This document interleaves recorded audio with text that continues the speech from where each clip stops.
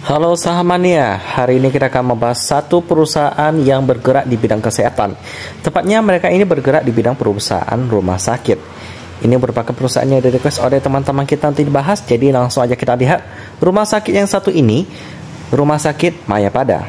Nama perusahaannya adalah Sejahtera Anugerah Jaya Tbk dengan kode emiten SRAJ atau kita panggil aja SRAJ ya. Seperti tadi yang saya sudah sebutkan, mereka ini memanage Rumah Sakit Mayapada. Kita tahu sendiri Mayapada itu merupakan kepunyaan daripada Dato Sri Tahir ya, Bapak Dato Sri Tahir, yang juga memegang banyak sekali perusahaan-perusahaan lainnya. Jadi bukan hanya Mayapada Hospital, tapi ada juga banking. Mayapada Banking juga mereka pegang. Tapi kita akan bahas khusus yang rumah sakitnya dulu ya. Kita lihat beritanya juga di sini sih, ya sepertinya biasa-biasa aja ya. Langsung saja kita lihat sejarah daripada mereka ini ya, di sebelah sini. Jadi mereka ini sebenarnya memulai operasinya itu tahun 95 ya, Juli tahun 1995. PT Mayapada Healthcare Group adalah entitas induk utama perusahaan, memperoleh izin dari Menteri Kesehatan Republik Indonesia dengan surat keputusan sebagai berikut. Ya, lalu di website mereka dikatakan bahwa mereka ini salah satu rumah sakit swasta terbaik yang didirikan oleh Mayapada Healthcare Group pada 1 Juni 2008. Nah, ini adalah salah satu perusahaannya. Ya, ada banyak sekali yang bisa kita lihat di sini. Jadi, kita bisa dari websitenya itu menemukan dokter ataupun sekedar untuk medical check up juga bisa, karena mereka ini bergerak di bidang kesehatan ya. Di lokasinya ada di Tangerang, Jakarta Selatan, Bogor, dan Kuningan, Surabaya juga ada. Lalu selanjutnya bukan hanya itu, mereka memiliki spesialisasi yang cukup banyak di sini.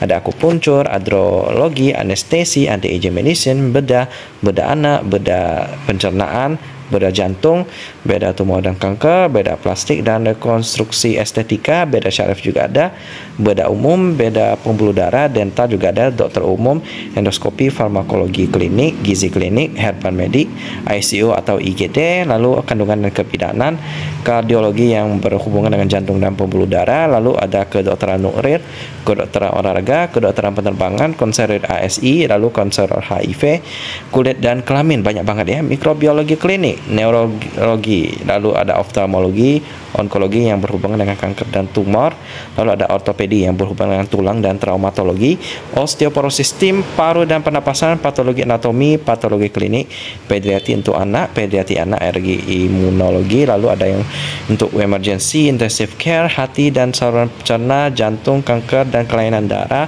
paru dan pernapasan, syaraf, penyakit dalam, ada banyak banget di sini ya. Nah, intinya ya untuk bidang kesehatan sih ya. Dan cukup lengkap di sini kalau kita lihat. Jadi juga kita bisa ketemu dengan dokter yang kita inginkan ya. Nah, ada banyak banget di sini. Jadi untuk prospek daripada rumah sakit ini seharusnya aman ya, karena dibutuhkan oleh orang banyak. Jadi harusnya aman. Jadi selanjutnya kita lihat pemegang sahamnya dulu. Porsi masyarakatnya 5,94%, ini aman. Malahan terlalu sedikit ya, karena porsi publik yang aman itu kan yang sesuai dengan ketentuan OJK minimal porsi publik itu 7,5%. Dan ini masih belum memenuhi ya. Jadi kita lihat dulu untuk porsi pengendalinya PT Surya Cipta Inti Cemerlang memegang 59%. Ini juga aman. Setidaknya porsi publik nggak terlalu gede ya, nggak di atas 50%. Kita coba lihat beritanya sih juga biasa-biasa aja sih. Jadi kita skip aja. Kita masuk ke bagian laporan keuangannya bagaimana ya. Dan udah update sampai kuartal ketiga, tapi sayang sekali seperti yang kita lihat mereka mengalami kerugian. Oke, kayaknya belum bisa dimasuki. Kita coba masuk lagi. Lalu kita coba ketik. Oh, sepertinya tidak bisa ya. Mungkin karena HP saya kali. Jadi kita lihat yang RT bisnisnya aja. Udah update sampai kuartal ketiga tahun 2022. Untuk net profitnya pasti minus karena dia mengalami kerugian. PR yang didapat juga pasti minus. PBV-nya udah mahal banget, 4,5 kali. Lalu untuk liquidity-nya juga kurang sehat sih ya. Kurang rasionya cuma 26,5%. Ini bahaya banget. Dan juga untuk debt equity rasionya 153%. Ini berarti utangnya lebih gede daripada ekuitasnya 153%. ini bukan petanda yang baik. Selanjutnya untuk transaksi hariannya cukup sepi, 854 juta rupiah, belum genap 1 miliar rupiah. Pergerakan sahamnya juga udah di luar nalar sih, dari harga 100 rupiah di pertengahan 2022 dan di akhir tahun 2022 udah meroket sampai 720 rupiah. Ya mungkin lagi digoreng kali teman-teman.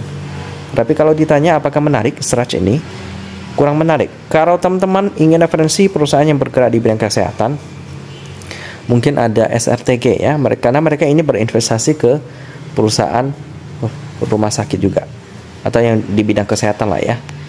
Nah, sedangkan yang lainnya itu kebanyakan bukan kesehatan sih, tapi batu bara, alat berat, konstruksi, emas, logistik. Tapi yang benar-benar ada sangkut pautnya dengan kesehatan itu ada, mungkin ini ada, tapi mereka masih lagi membangun ya, lagi investasi ke sana. Tapi yang udah masuk ke dalamnya itu SRTG. Mereka menginvestasikan ke satu perusahaan yang memproduksi produk mirip-mirip tolak angin ya. Namanya kalau nggak salah Antangin yang mereka produksi.